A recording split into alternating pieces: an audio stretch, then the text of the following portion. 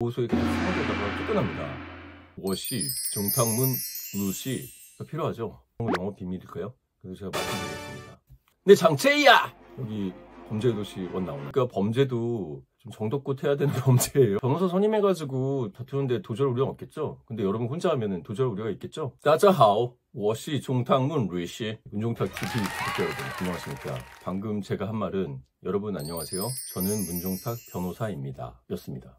제가 왜 중국어를 했을까요? 소위 조선족이라고 하는 중국 동포분들이 우리나라에 굉장히 많이 계십니다. 그 중에서는 소위 말하는 불법 체류자라고 되는 분들도 계시는데요. 여러분, 불법 체류자 그러면 이미지가 어떻습니까?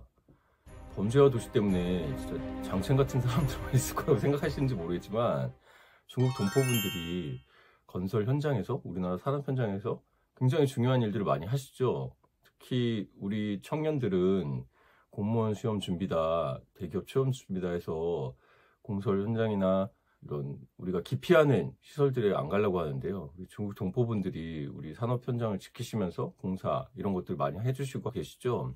오늘은 중국 동포분들이 보시면 좋을 콘텐츠인데요. 주변에 또 외국인들 계시면 알려주셔야 될 콘텐츠이기도 합니다. 오늘 할 것은 두 가지인데요. 첫 번째가 보호명령인데요. 보호명령 일시 해제 청구, 보호 일시 해제 청구라고 하는데요. 사실은 신청입니다. 근데 이제 청구서 양식으로 써서 보호 일시 해제 청구 신청, 이거에 대해서 한번 말씀드리고, 두 번째는 외국인으로 계시다가 불미스럽게 다른 사건들에 연루돼 가지고 강제 추방 또는 출국 명령 처분을 받는 경우가 있습니다. 이 경우 행정소송을 하는 방법, 그것들을 알려드리려고 합니다. 자, 첫 번째, 보호 일시 해제 청구는 체류기간이 도가 됐거나 아니면은 비자 이런 것들이 제대로 안 돼 있어서 불법 체류가 됐을 때 발각되는 경우가 있습니다. 그 경우 출입국 관리소에서는 이 불법 체류자들을 보호 명령을 내려서 보호소에 수용합니다. 그 경우 한국에서 살았던 기간 동안에 신상 정리가 전혀 안 되잖아요. 채권 회수도 못하고 자기 재산 처분도 제대로 못하고 보호소에 계속 수용되다가 쫓겨납니다. 이 경우는 나가서 신상 정리를 좀 해야겠죠. 근데 어떻게 하는지 모르고 우왕좌왕하다가 한국에서 받아야 될 돈, 예를 들어서 뭐가 있을까요? 임대차를 했으면은 임차 보증금이 있겠죠. 보증금도 제대로 못 받고, 그리고 돈 빌려줬던 사람들한테 돈도 제대로 회수 못하고, 자기 집기나 샀던 물건들 처분도 제대로 못하고 쫓겨난 경우가 있죠.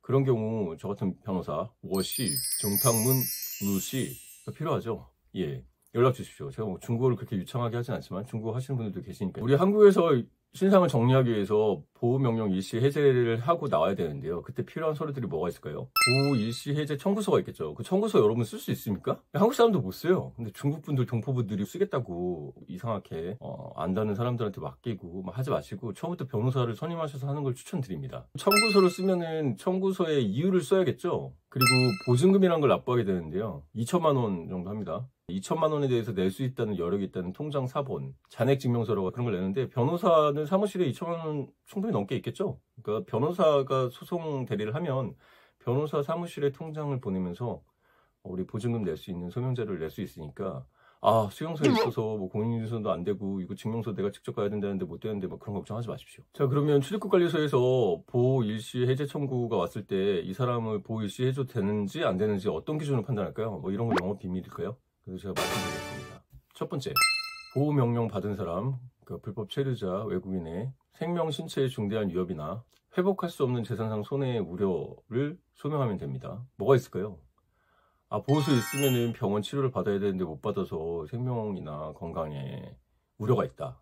이런 거 진단서나 이런 거 통해서 입증할 수 있겠죠. 그런 게 외에 또 재산상으로 보호소에 계속 있다가 출국되면은 내가 임차 보증금도 못 받고 돈 빌려준 게 있는데 못 받는다, 이런 걸 입증을 하면 되겠죠. 소명 단계니까 좀 적게라도 우리 대여금이나 이런 거 있다는 거를 소명해야 됩니다. 국익을 해칠 우려가 있는 사람, 장첸 같은 사람들 나가 사람들 막 내 장첸이야! 여기 범죄도시 원 나오나요?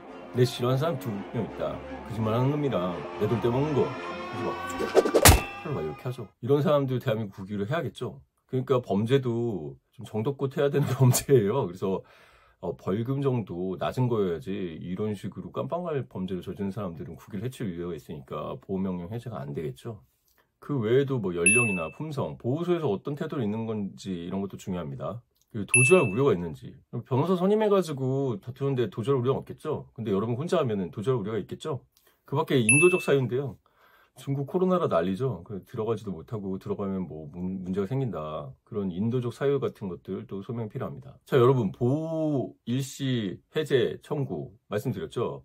보호소에 갇혀가지고 한국에 살았던 동안에 재산관계 정리도 못하고 강제 출국당한 일 없도록 변호사를 선임하셔서 일시 해제를 하고 신상을 정리하고 나가시길 바랍니다. 자, 2부. 아까 전에 말씀드렸던 것 중에 이미 도가 돼서 불법 체류가 됐을 경우는 우리 출입국 외국인 관리소에서 보호 명령을 내려서 수용소에 있다가 보호소에 있다가 강제 출국된다고 말씀드렸습니다.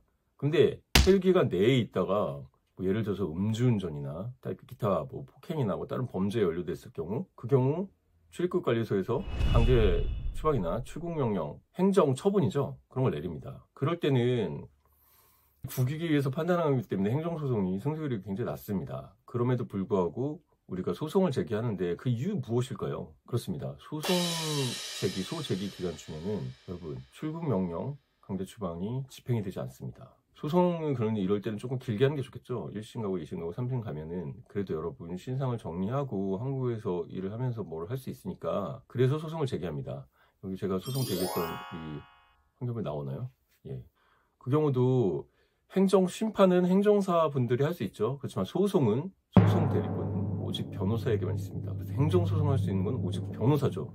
행정심판은 행정사한테 가시더라도 소송해야 된다. 그럼 변호사한테 의뢰를 하시고 소송을 진행하시는 동안에는 한국에서 이제 신상 정리할 수 있으니까 소송 제기도 고려해 보시라 이렇게 말씀드립니다. 자, 지금까지 문종탁 변호사였고 우리 글로벌한 시대입니다. 우리 중국 동포도 있고 중국 동포 아닌 분들도 있겠죠. 우즈베키스탄이나 베트남이나 동남아나 여러분들 맞습니다.